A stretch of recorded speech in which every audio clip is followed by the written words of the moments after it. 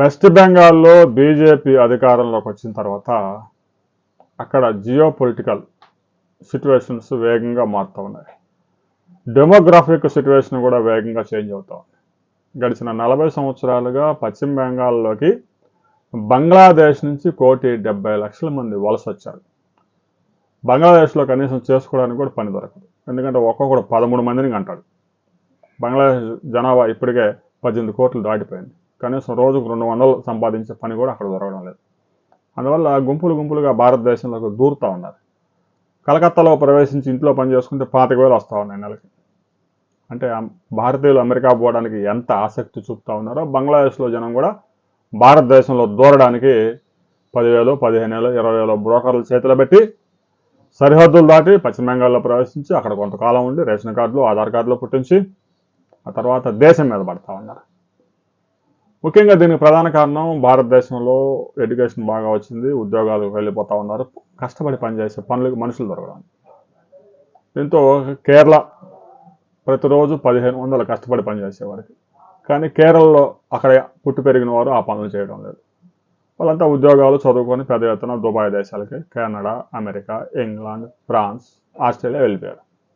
అక్కడ కొబ్బరి చెట్టు ఎక్కువ కొబ్బరికాయలు దింపేవాడికి కూడా 1,500. ఈ బంగ్లాదేశ్ గుంపులుగా కేరళ ప్రవేశించారు. 2 లక్షల మంది బంగ్లాదేశీయులు కేరళలోని అనేక జిల్లాల్లో ఇప్పుడు పనిచేస్తూ ఉన్నారు కూలికి. అక్కడే సెటిల్ అయిపోయారు. తాజాగా వెస్ట్ బెంగాల్ ఎప్పుడైతే బీజేపీ అధికారంలోకి వచ్చిందో అక్కడ ఏరివేత మొదలైంది. ఇప్పటికే సువేందు అధికారి ముఖ్యమంత్రి స్పష్టంగా ప్రకటించారు, వీళ్ళందరినీ అరెస్ట్ చేసి జైల్లో పెట్టి నేను మేపలేను, వెళ్ళిపోండి, వెంటనే సరిహద్దులు దాటి మీరు వెళ్ళిపోతారా లేదంటే ఓపెన్ జైల్లో పెడతా, ఓపెన్ జైల్లో వేస్తాం, ఆ తర్వాత మీ యొక్క జన్మ ధృవీకరణ పత్రాలు తీసుకొచ్చి నిరూపించుకొని మిమ్మల్ని విడిపించుకోవాల్సి ఉంటుంది. ఆ ప్రాసెస్ చాలా కష్టం కాబట్టి మీరు ఈలోగానే పారిపోండి అని ఒక అవకాశం ఇచ్చాడు. కలకత్తాలో బంగ్లాదేశ్ కాలనీలో ఇళ్ళన్నీ ఖాళీ అయిపోయాయి. 38 సంవత్సరాల కింద వచ్చి ప్రభుత్వ భూములన్నీ ఆక్రమించి ఇల్లు కట్టుకొని అక్కడే ఆధార్ కార్డులు, రేషన్ కార్డులు, మన ఎలక్షన్లో కూడా ఓట్లు వేశారు. దీంతో వాళ్ళంతా ఎప్పుడైతే బీజేపీ అధికారంకి వచ్చిందో మొత్తం బంగ్లాదేశ్ పారిపోయే కార్యక్రమం చేస్తూ ఉన్నారు. మరి కొంతమంది దేశం మీద పడ్డారు. ఒక 90% అయితే సరిహద్దు దాటి బంగ్లాదేశ్లోకి వెళ్ళడానికి ప్రయత్నాలు చేస్తున్నారు. మరి కొంతమంది కాంగ్రెస్ పాలిత రాష్ట్రాల మీద ఫోకస్ పెట్టారు. కేరళ, కర్ణాటక వెళ్తే మనం సేఫ్, తమిళనాడు వెళ్తే మనల్ని పట్టించుకోరు, ఆంధ్రప్రదేశ్ వెళ్తే మనకు అల్లి కూడా చూడరు, ఇక తెలంగాణలో కూడా కాంగ్రెస్ ప్రభుత్వం ఉంది, అక్కడ కూడా వెళ్ళొచ్చు అని చెప్పేసి దక్షిణాది రాష్ట్రాల మీద పడ్డారు. తాజాగా గుజరాత్లో కూడా అక్కడ బీజేపీ ప్రభుత్వం ఆపరేషన్ చేపట్టింది. ప్రధాన నగరాల్లో సూరత్లో, అహ్మదాబాద్, గాంధీనగర్ ప్రాంతాల్లో పెద్ద ఎత్తున ఇంటింటికి చెక్ చేసే కార్యక్రమం మొదలైంది. దీంతో గుంపులుగా బంగ్లాదేశీయులు ఆ ఇల్లు ఖాళీ చేసి దేశం మీద పడబోతా ఉన్నారు. 390 మందిని అరెస్ట్ చేసి జైలుకు తరలించారు. ఇంకా వేలాది మంది అక్కడ పరిశ్రమల్లో పని చేయడానికి వచ్చి అక్కడే స్థిర నివాసాలు ఏర్పాటు చేసుకొని ప్రభుత్వ భూములు కబ్జా చేసి పెద్ద ఎత్తున ఇల్లు కూడా నిర్మించుకున్నారు.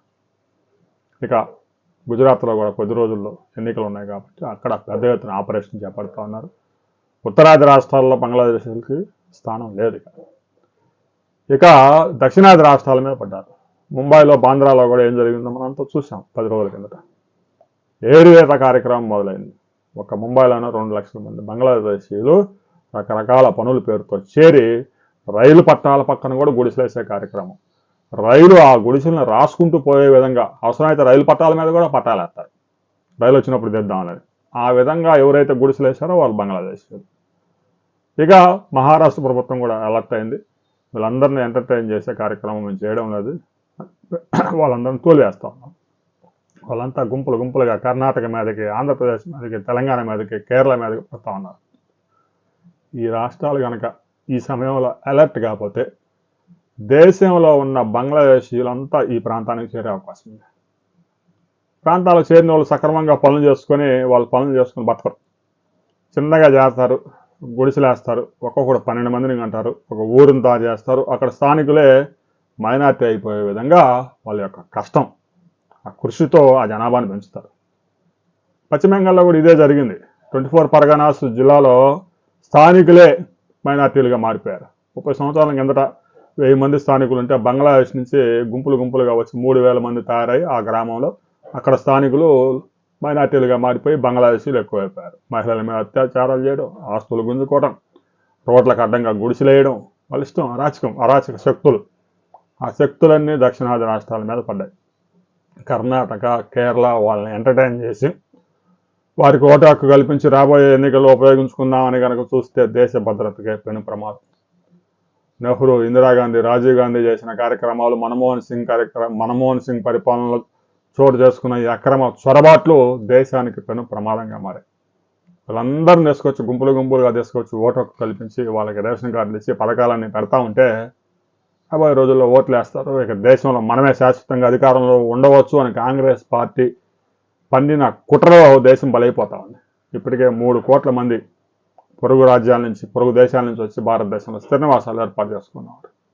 వారితో పెను ప్రమాదం. ఇప్పుడు ప్యారిస్లో ఏం జరుగుతుందో మనం చూస్తూ ఉన్నాం, జపాన్లో ఏం జరుగుతుందో చూస్తూ ఉన్నాం. అభివృద్ధి చెందిన దేశాలే వీళ్ళని ఎలా వదిలించుకోవాలో అర్థం కావడం లేదు. ఇక భారతదేశంలో గుంపులు గుంపులుగా కాలనీలు ఏర్పాటు చేసుకొని బంగ్లాదేశ్ కాలనీ, విజయవాడలో కూడా పాకిస్తాన్ కాలనీ, ఈ విధంగా కాలనీలు ఏర్పాటు చేసుకొని స్థానికుల మీద దాడులు చేయడం, మహిళల మీద అత్యాచారాలు చేయడం, దొంగతనాలు చేయడం, నేరాలు చేయడం, నేరాలని వ్యాపారంగా మార్చడం. ఇక్కడ గిరిజన మహిళలను వివాహాలు చేసుకోవడం, ఒక్కొక్క 4 వివాహం చేసుకోవడం, 24 మందిని కనడం. ఈ విధంగా దేశాన్ని అరాచకం చేసి పడేస్తా ఉన్నారు. ఇప్పటికైనా దక్షిణాది రాష్ట్రాలు కళ్ళు తెరవకపోతే పెను ప్రమాదం పొంచి ఉంది. మీకు గనక అనుమానాస్పదంగా ఎవరైనా కనిపిస్తే వెంటనే కామెంట్ చేయండి.